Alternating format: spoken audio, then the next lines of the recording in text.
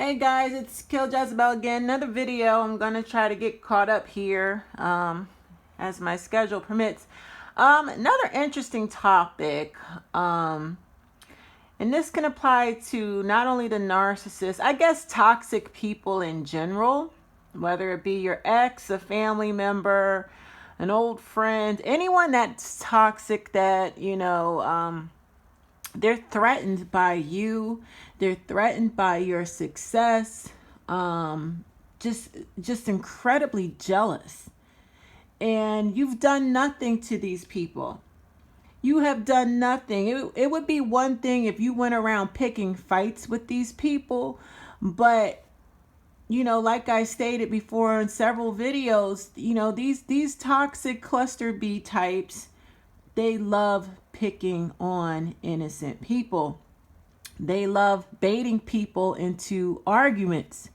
And then when you argue with them, they sit back and call you crazy, or they'll spin the whole thing around and they'll have a whole audience believing that you initiated that very same argument, and they'll run and cry victim.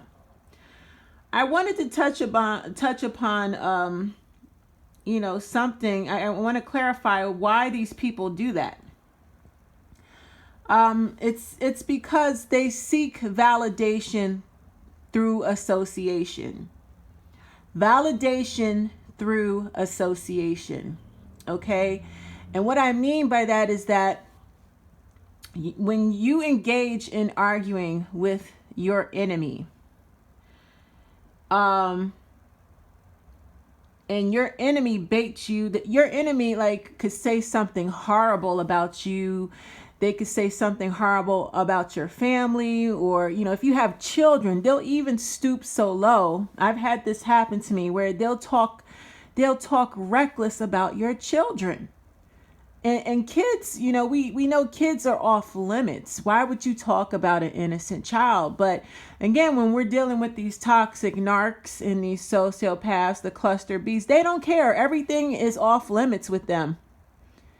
It's game on with these people. They just, there's no limits. They will go to the extreme to hurt you. Very sadistic. But this is where we lose sight of our power as empaths, because you have to understand the reason that they're doing this is to inadvertently tie themselves to you, inadvertently connect themselves to you. They're praying that you argue back with them. Why? Because they view you so incredibly powerful, even though you may not feel it. Even though they're tearing you down, even though they're trying to make you feel inferior and belittle you, in all actuality, they think you're much more superior than they are. They're not going to ever admit to that, but you are superior. You are bigger and better. You are much more powerful, even though you don't feel that way, because they're eating away at your self-esteem. So what these toxic bastards will do is bait you to argue, engage you into arguing, spin the conversation around to make you look like the crazy one, create a whole audience, and just to smear you.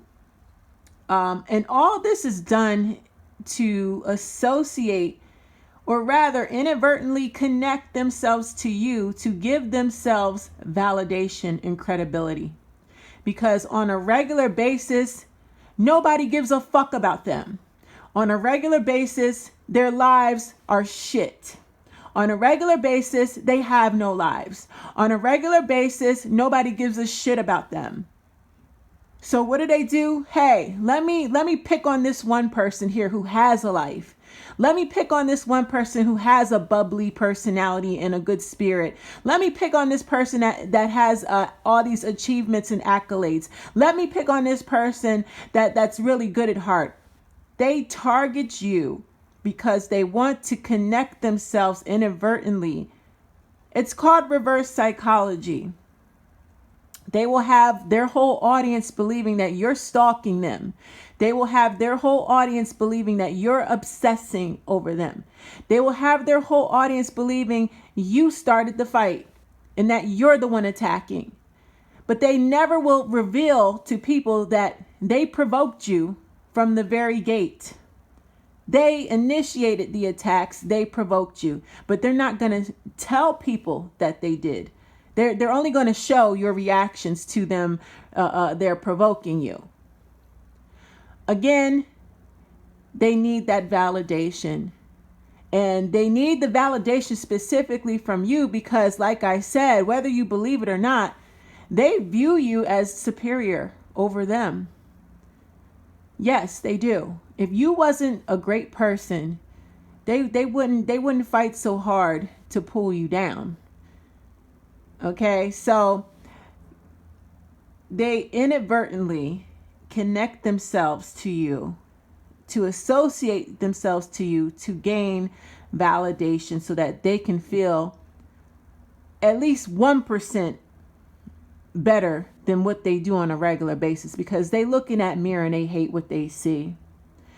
You got to start taking this as a compliment. It's sick, it's twisted, but they're really your groupies. They're really nothing more than fans. They're confused admirers. The opposite of love is not hate. The opposite of love is indifference. So when your enemy can ignore you and move on, that's when you know they don't give a shit. But if your enemy is investing all this energy to tear you down, yeah, it's because they believe in you. They want your power. They know you're superior. They look up to you. So they're going to connect themselves, inadvertently connect themselves to you so that they can feel somewhat important too. They're your fans. That's all they are. Take care, guys. It's been Kill Jezebel. Bye.